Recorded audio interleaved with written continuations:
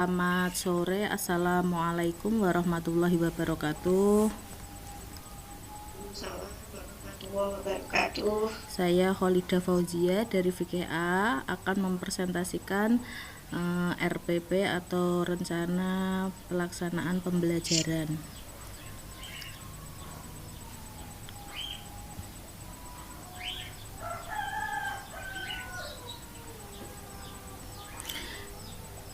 Untuk RPP yang saya buat yaitu materinya tentang gerakan dan bacaan sholat fardu.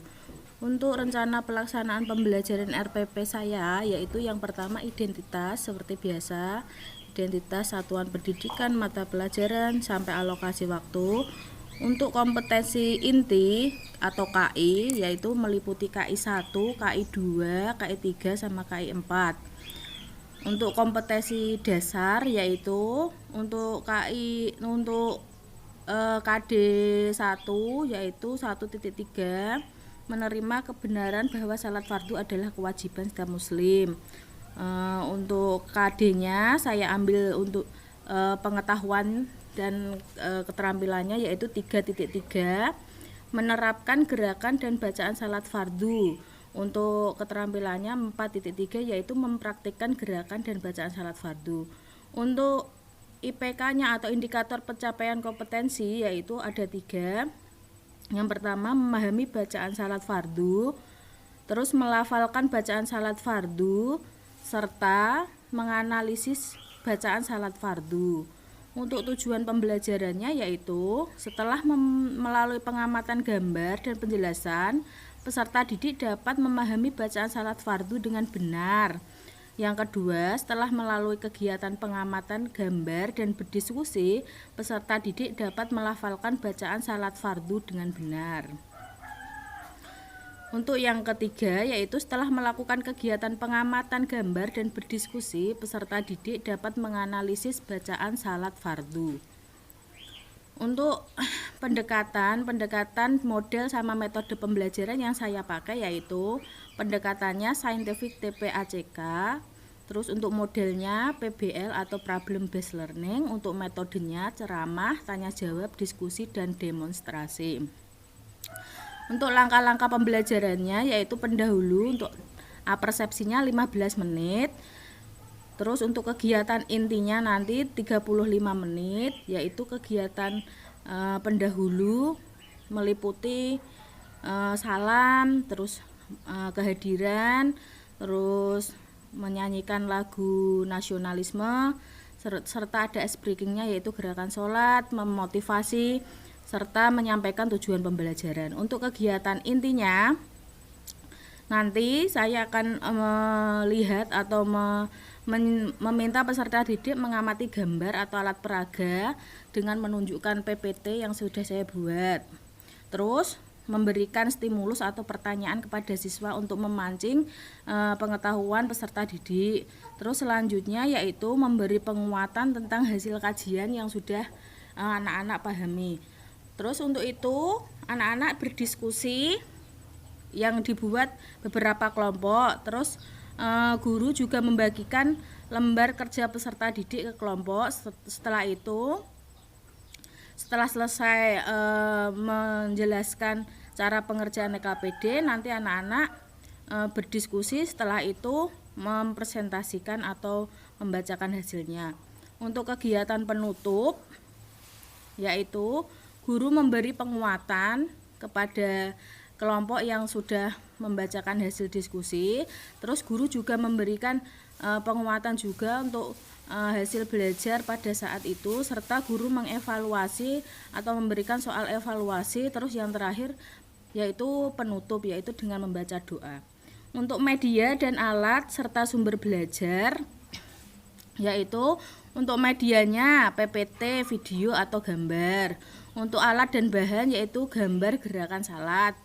Bahan ajarnya PPT tadi, gerakan dan bacaan salat fardu yang sudah saya buat. Sumber belajarnya dari buku paket fikih Direktorat KSKK Madrasah 2020, serta nanti dapat ada video tadi yang video tentang bernyanyi dari Sabang sampai Merauke, terus video lagi lagu gerakan salat yaitu dari YouTube. Untuk penilaiannya, penilaian pembelajaran ada penilaian sikap yaitu nanti observasi, terus penilaian pengetahuan yaitu tertulis atau objektif, terus penilaian keterampilan yaitu produk. Untuk pengayaan nanti terus itu ada pengayaan, terus remedi. Terus ini di bawahnya ada materi yang akan saya sampaikan nanti tentang gerakan dan bacaan salat fardu. Ini lembar kerja peserta didiknya LKPD, yaitu mengurutkan gerakan salat fardu dengan bacaan salat fardu dengan benar. Ini kolomnya. Terus ini untuk tugas individu. Ini untuk penilaian sikap spiritual. Ini ada lampirannya. Terus penilaian sikap sosial, penilaian diri, penilaian antar teman.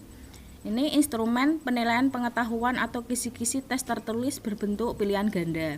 Ini saya buat ada 5 soal yang ada ini level kognitifnya. Ini soalnya kayak gini, Bu.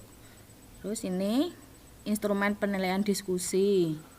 Terus penilaian keterampilan kinerja dari KI 4. Itu saja, Bu. Mungkin itu saja yang saya buat untuk rencana pelaksanaan pembelajarannya di kelas besok untuk PPL.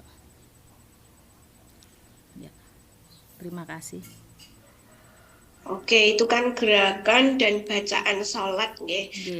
Untuk medianya tadi dengan gambar-gambar ya? Iya, medianya tentang gambar. Ya, gambar-gambar itu diambil dari internet ya? Dari internet juga, dari buku fikih itu yang dari Kementerian Agama. Untuk menarik perhatian siswa itu bagaimana caranya? Untuk menarik perhatian siswa itu sekarang banyak menggunakan itu, Bu, teknologi ya. Biasanya anak-anak disuguhkan dengan gambar yang biasanya yang ditaruh di proyektor atau anak-anak melihat ke depan atau video nanti. Terus menurut Mbak Kholida, cara mengajar Mbak Kholida ini sudah menarik atau belum ya? Insya Allah, Bu, insya Allah sudah. Menarik tidaknya itu kan tidak hanya sudah atau belum ya, tapi kan iya. tentu ada indikator-indikator. Saudara bisa menyebutkan, mengajar saya itu sudah menarik, itu indikatornya apa? Coba dijelaskan. Untuk indikatornya kalau pembelajaran sudah menarik itu siswa antusias, Bu, dalam kelas untuk melakukan untuk melaksanakan pembelajaran. Gitu. Terus untuk nilainya, hasil belajarnya apakah sudah tuntas semua dari KKM-nya? Untuk KKM-nya nanti bisa dilihat dari evaluasi anak-anak.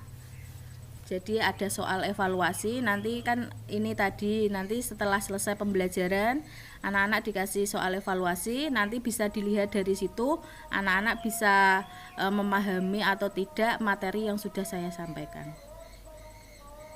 Kalau untuk ini meningkatkan daya kritis siswa itu seperti apa? Untuk meningkatkan daya kritis itu biasanya saya memberikan stimulus atau pertanyaan yang memancing tentang materi yang akan disampaikan kayak gitu atau yang saya berikan. Oke. Kemudian dalam pembelajaran ini tentunya ada reward and punishment ya. Yeah. Coba dijelaskan rewardnya seperti apa, punishmentnya seperti apa. Untuk rewardnya nanti anak-anak biasanya dikasih applause. Selain applause juga motivasi untuk hadiah, mungkin hadiah. Punishmentnya apa? Kalau rewardnya kan dengan hadiah. satanisme. Untuk hukuman ya itu anak-anak ya nanti disuruh mengulang kembali, atau biasanya saya menyuruh anak-anak untuk membaca lagi kayak gitu, memahami kalau di rumah gitu. Oke, jenengan masih ingat teori-teori belajar ya? Coba jelaskan satu saja teori belajar yang masih jenengan ingat. Untuk teori belajar yaitu mengenai PBL. Gimana? Kalau untuk problem based learning itu biasanya kasus untuk pembelajarannya itu dari kasus nyata. Jadi untuk awal sampai akhir pembelajaran nanti itu anak-anak pembelajarannya itu berpusat untuk anak atau berpusat dari anak, maksud saya. Saya rasa udah cukup. Oh iya. Terima kasih Bu ya atas Ya. waktunya. Saya akhiri. Wassalamualaikum warahmatullahi wabarakatuh. Waalaikumsalam warahmatullahi wabarakatuh.